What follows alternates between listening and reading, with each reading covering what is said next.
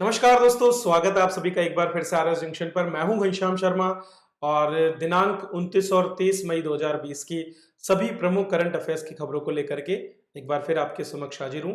इस पूरी कक्षा के दौरान हम 5 या 6 महत्वपूर्ण प्रश्नों पर चर्चा करते हैं और राजस्थान की खासकर आरएएस परीक्षा और अन्य प्रतियोगी परीक्षाओं के दृष्टिकोण से एक एक विषय से जुड़े हुए महत्वपूर्ण जो बिंदु हैं उन पर भी हम जो है दृष्टिपात करते हैं।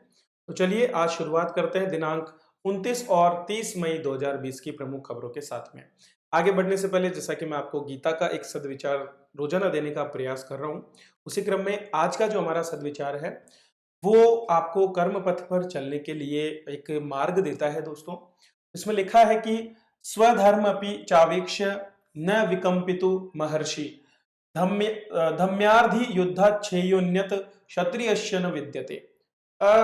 एक ऐसी पंक्ति जो ये कहती है, जब अर्जुन कहता है कि मैं युद्ध नहीं कर सकता क्योंकि युद्ध करना अपने स्वजनों का हनन करना या उनको मारने से संबंधित होगा, तब भगवान कहते हैं कि चूंकि तुम एक क्षत्रिय हो और क्षत्रिय होने के आधार पर भी तुम्हारा ये कर्तव्य है कि तुम जो है इसी तरह से अपने क्षत्रिय धर्म का पालन करो, क्योंकि धर्म के लिए, धर्म की रक्षा के लिए यदि क्षत्रिय युद्ध नहीं करेगा तो ऐसी परिस्थिति में वो सबसे बड़े दुख का भागी होता है।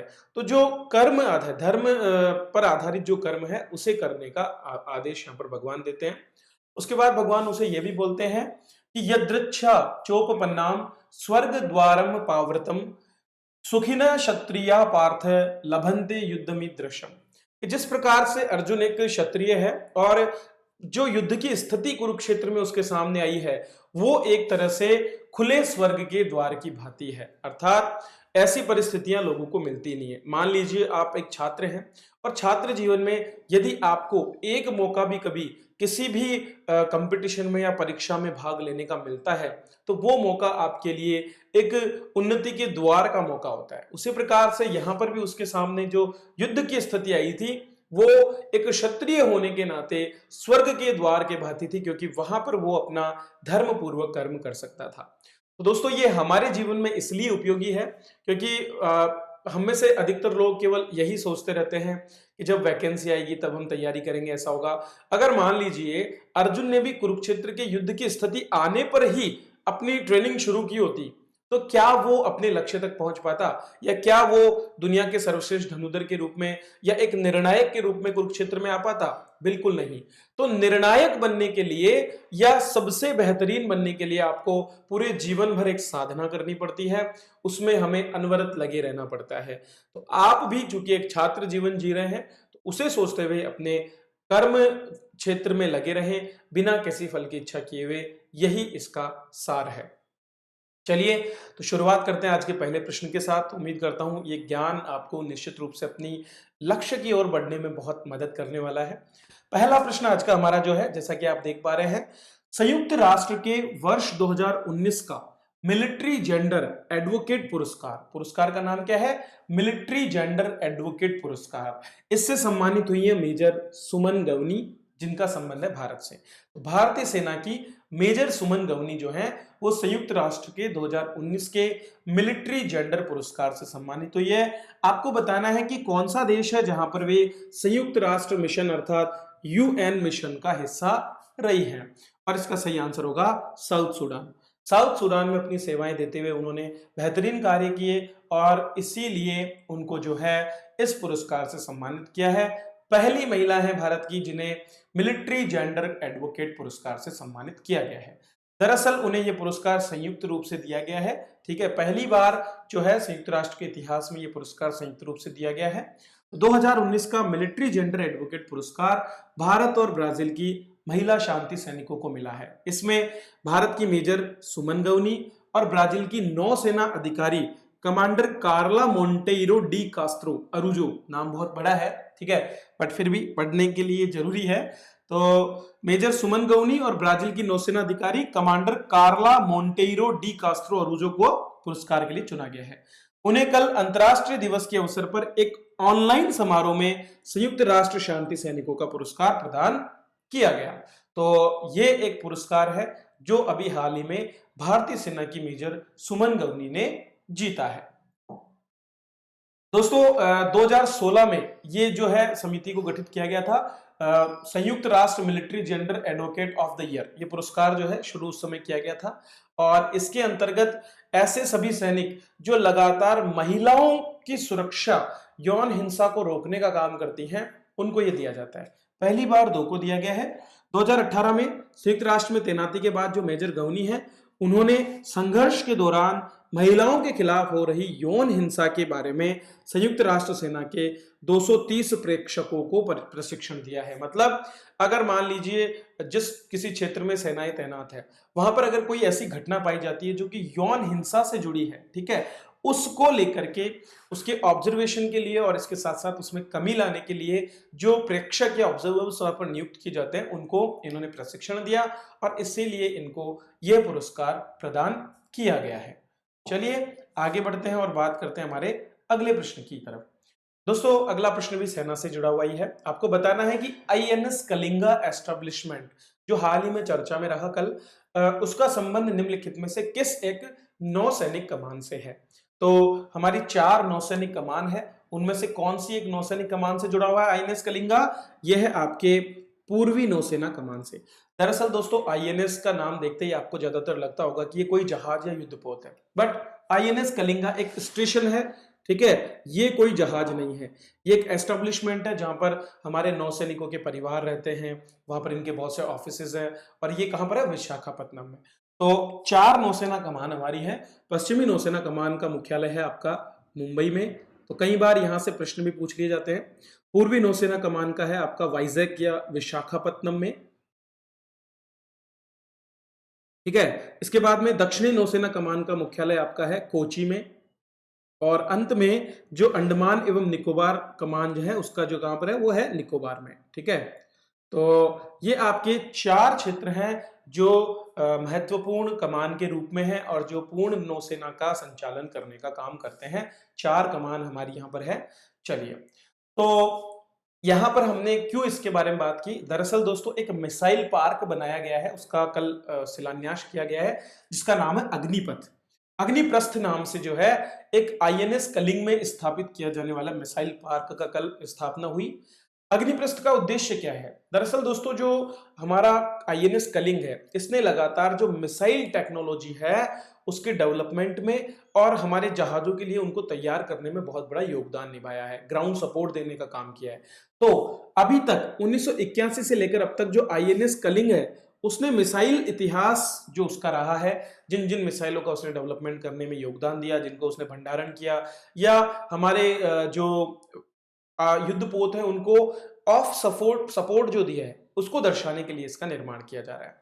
तो वहां पर क्या किया जा रहा है? वहां पर जो उनकी मिसाइलें हैं और जो ग्राउंड सपोर्ट इक्विपमेंट्स हैं जिनके माध्यम से वो मदद करते थे युद्धपोतों की, उनकी प्रतिकृतियां जो रेप्लिकाज हैं उनको स्थापित किया गया है और ये दर्शाया गया है कि कैसे आईएनएस कलिंगा ने अपना जो है योगदान इसके अंतर्गत किया है। तो जो स्क्रैप या अनुप्रयुक्त इन्वेंट्री, जो फालतू का सामान कचरा पड़ा है, उससे इसका निर्माण किया जा रहा है ताकि हमारे छात्र और बच्चे जो हैं इसको समझ सकें। आईएनएस कलिंग पूर्वी नौसेना कमान के लिए एक एस्टेब्लिशमेंट है और उन्नत मिसाइलों को तैयार करने, भंडारण करने और वितरित करने के लिए जो भी पूर्वी बेड़े के जहाज है, पूर्वी कमान के जितने भी जहाज हैं, उनको देने का ये काम करता है। ये विशाखापट्टनम भीमुनिपट्टनम बीच रोड पर नौसेना बेस से लगभग 40 किलोमीटर उत्तर में स्थित है। 21 नवंबर 1985 को इसको कमीशन किया गया और अभी ये पूर्ण विकसित कमान के रूप में, एस्टेब्लिशमेंट के रूप में काम कर रहा है। आगे बढ़ने से पहले दोस्तों, अगर आप अभी भी वेट कर रहे हैं तो वेट ना करें, क्योंकि कल हमारा टेस्ट, ठीक, 31 मई को पिछले 2 महीने के कंप्लीट कोर्स का टेस्ट हमारा होगा, 7वां टेस्ट होगा। अभी के लिए दोस्तों हम जो हमारे टेस्ट हैं उनकी ड्यूरेशन भी बढ़ाने जा रहे हैं, तो अब दिसंबर तक आप टेस्ट दे पाएंगे अगर आप टेस्ट सीरीज को ज्वाइन करते हैं। 700 रुपए की टेस्ट सीरीज है, देखो 1000 से सीधा 700 कर दिया है। इतना बेहतरीन मैटर आपको और कहीं नहीं मिलेगा। आराम से आप डेली अपना सिलेबस के हिसाब से तैयारी करें और हर 15 दिन में हम टेस्ट लेंगे। तो अभी 31 मई को अर्थात कल हमारा एक और टेस्ट है जिसको आप दे सकते हैं। सिलेबस मैंने एप्लीकेशन पर अपलोड किया हुआ है जहां से आप उसे देख सकते हैं और लाइव टेस्ट में भाग लेकर अपनी रैंकिंग देख सकते हैं बाकी छात्रों के साथ। इसके अलावा एसीएफ का कोर्स केवल 500 रुपए में कंप्लीट कोर्स, ठीक है, एक पूरा का पूरा आपका 100 नंबर का पेपर कंप्लीट होगा। आर्ट एंड कल्चर का हमारा आरएस के हिसाब से कोर्स शुरू हो चुका है और उसमें हमने कोशिश की है कि आप आरएस के परिप्रेक्ष्य से इसको देख सकें, न केवल प्रीलिम्स एग्जाम बल्कि मेंस और बाकी अन्य जितने भी एग्जाम उनके लिए उपयोगी होगा। कुछ और नए कोर्सेज में हमारे आ रहे हैं। तो हमारा सोशियोलॉजी का कोर्स जो है उसका भी आप फायदा उठा सकते हैं। जैसा कि मैंने आपको पहले भी बताया था, आप अपने किन्हीं भी 5 फ्रेंड्स को रेफर करें, ठीक है। वो 5 फ्रेंड्स जो हैं यदि 250 से ऊपर की कोर्सेज को परचेज करते हैं तो उनकी डिटेल्स आप हमें शेयर करें और आपको सोशियोलॉजी का हमारा 250 रुपए का पूरा कोर्स जो आरएस मेंस पेपर में है वो निःशुल्क उपलब्ध होगा। तो इस तरह से आप न केवल चैनल को बढ़ाने में मदद कर पाएंगे बल्कि मुफ्त में निःशुल्क जो है अपनी मेहनत की बदौलत आप इसका फायदा उठा पाएंगे। तो जैसा मैं हमेशा कहता हूं कि करत करत अभ्यास थे जड़मति होत सुजान, या फिर हम कह सकते हैं कि उद्यमेन ही सिद्ध्यन्ति कार्याणि न मनोरथे। केवल सोचने से काम नहीं होता है, हमें उद्यम करना ही पड़ेगा। उद्यम से ही कोई सोते हुए शेर के मुख में कभी सोते हुए शेर के मुख में कभी हिरण नहीं आता है, उसे जाकर शिकार करना ही पड़ता है। तो आपको भी मेहनत करनी पड़ेगी। चलिए अगला प्रश्न देखते हैं। केंद्रीय प्लास्टिक इंजीनियरिंग एवं प्रौद्योगिकी संस्थान अर्थात सीपेट का मुख्यालय कहां पर स्थित है? दोस्तों सीपेट का मुख्यालय है आपके गुइंडी चेन्नई में। चेन्नई जो है वहां पर गुइंडी नामक एक जगह है, ठीक है। तो गुइंडी जो है वहां पर आपका सीपेट अर्थात केंद्रीय प्लास्टिक इंजीनियरिंग एवं प्रौद्योगिकी संस्थान का मुख्यालय है। 1968 में इस संस्थान की स्थापना की गई थी और कल इसका नाम बदल दिया गया है। अब इसका नाम क्या रख दिया है? केंद्रीय पेट्रो रसायन इंजीनियरिंग और प्रौद्योगिकी संस्थान। तो पहले जो केंद्रीय प्लास्टिक इंजीनियरिंग था तो कुछ नहीं किया, प्लास्टिक की जगह रख दिया पेट्रो रसायन। बस प्लास्टिक की जगह अब पेट्रो रसायन रख दिया गया है और अब इस संस्थान को इस नए नाम से जाना जाएगा। नाम तो सीपेट ही है, ठीक है, प्लास्टिक में पेट्रो रसायन आ गया तो नाम तो सीपेट रहेगा, लेकिन यहां प्लास्टिक को पेट्रो रसायन कर दिया है। तो जान लेते हैं सीपेट है क्या। सीपेट दरअसल जितने भी हमारे प्लास्टिक उद्योग हैं उनका विकास कर रहा है। हमारे खेल के बहुत से इक्विपमेंट्स, सेना के अत्याधुनिक सामान और बाकी चीजों में जिन तकनीकों का प्रयोग किया जाता है उन उन्नत तकनीकों को जो कि उद्योगों में उपयोग करने योग्य होती है उनको बनाने का काम सिपेट द्वारा किया जाता है। वर्तमान में सिपेट के टोटल 42 सेंटर्स है। हेडक्वार्टर इसका गोइंडी चेन्नई में है और राजस्थान की बात करें तो एकमात्र सेंटर हमारा जयपुर में स्थित है। सिपेट जयपुर जो सीतापुरा इंडस्ट्रियल एरिया है, जो राजस्थान का सबसे बड़ा इंडस्ट्रियल एरिया है, वहां पर वर्तमान में स्थित है, ठीक है।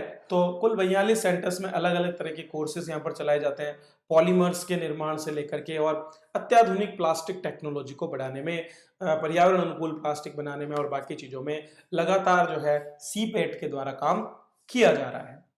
चलिए आगे बढ़ते हैं और बात करते हैं हमारे अगले प्रश्न की। दोस्तों कल एक महान हस्ती का निधन हो गया है जिनका नाम है अजीत जोगी। तो आपको बताना है कि जो दिवंगत अजीत जोगी जी है वो किस राज्य के प्रथम मुख्यमंत्री रहे। ये एक बहुत ही मोस्ट इंपोर्टेंट प्रश्न हो सकता है क्योंकि हाल ही में देहांत हुआ है, ठीक है, और झारखंड में भी कांग्रेस की ही सरकार है। तो सॉरी, छत्तीसगढ़ में कांग्रेस की सरकार है। उसी को देखते हुए छत्तीसगढ़ के जो दिवंगत मुख्यमंत्री हैं अजीत जोगी, जो कि प्रथम मुख्यमंत्री रहे थे, उनका भी हाल निधन हुआ।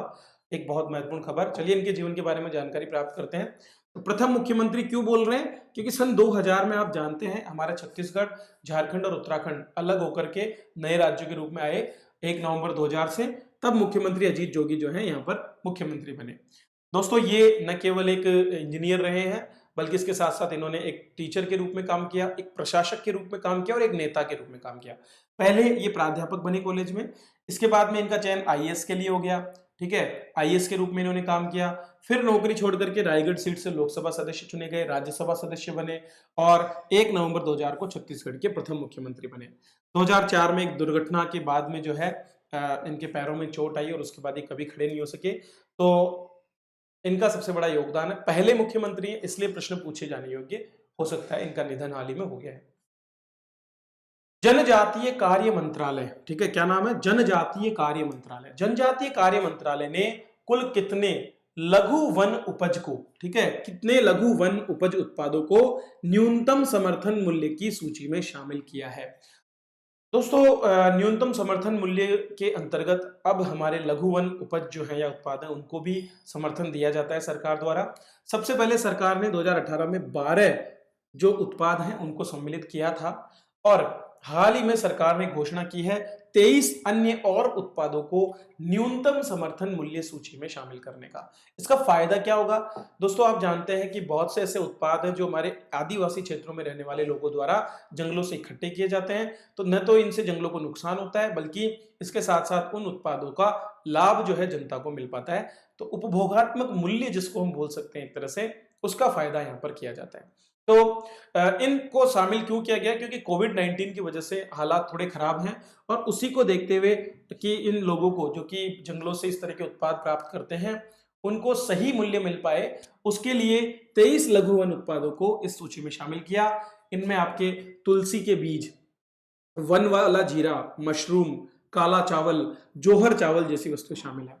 दरअसल दोस्तों जितनी भी जंगली पादप प्रजातियां हैं ये कहीं ना कहीं हमारी जैव विविधता के संरक्षण में भी काम आती है और हम वर्तमान में जिन खाद्य पदार्थों का या जिन प्रजातियों का प्रयोग कर रहे हैं उन प्रजातियों को और समृद्ध करने में, उनको कीटाणुरोधी और जीवाणुरोधी बनाने में ये बहुत बड़ा योगदान करती है, क्योंकि हमारे वैज्ञानिक इनके एक्सट्रैक्ट लेकर के और उनमें जेनेटिकली चेंजेस करते हैं, उनको एक तरह से उनके बीच में ब्रीडिंग करवा करके और अच्छी प्रजातियां तैयार करने का काम करते हैं। तो इनका संरक्षण तभी हो सकता है जब आप उत्पादों को संरक्षण देंगे और इसीलिए उत्पादों को संरक्षण देने का प्रयास यहाँ पर किया है। वर्तमान में कुल 73 जो हैं ऐसे उत्पादों को इसमें सम्मिलित किया है। राजस्थान जैसे क्षेत्र में भी गोंद, धाग के पत्ते, तेंदू के पत्ते, साल, ठीक है, महुआ के फूल और ऐसी चीजें हैं जिनको लघु वन उत्पाद में सम्मिलित किया हुआ है। ये काम कौन करता है? जनजातीय कार्य मंत्रालय। तो नई भारत के जो पूर्वोत्तर भाग है वहां पर इनका वाणिज्यिक उत्पादन नहीं होता, केवल जंगलों में उगते हैं जहां से हमारी आदिवासी जनजाति से जुड़े लोग जो हैं इनको इकट्ठा करते हैं और इनका प्रयोग इस तरह से करते हैं। तो दोस्तों ये थी आज की खबरें जिन पर हमने चर्चा की। मेरी तरफ से मैं इनको बेहतर बनाने का प्रयास लगातार कर रहा हूं। बस एक जो सहयोग आप सभी का चाहिए वो है आप इसे लाइक करें, शेयर करें और सब्सक्राइब करें। क्यों? क्योंकि आपके शेयर करने से और अधिक अच्छे बच्चों तक ये पहुंचेगा। हमारा एक पूल बनेगा जहां पर बेहतरीन छात्र लगातार पढ़ाई में लगे हुए हैं, अपनी मेहनत कर रहे हैं और अपने लक्ष्य की तरफ दृढ़ प्रतिज्ञ होकर के आगे बढ़ रहे हैं। क्योंकि दोस्तों दृढ़ प्रतिज्ञ होना ही अपने लक्ष्य की ओर सबसे पहला कदम होता है। उसके बिना आप अपने लक्ष्य को प्राप्त नहीं कर सकते, क्योंकि बाधाएं बहुत होती हैं जो कहीं ना कहीं हमें रोक लेती है। तो इन बाधाओं से बिना डरे, इनसे जूझते हुए, लड़ते हुए बस अपनी मेहनत पर विश्वास कीजिए, लगन के साथ काम करते रहिए और इसी तरह हमारे साथ जुड़े रहिए। वीडियो देखने के लिए आप सभी का बहुत बहुत धन्यवाद।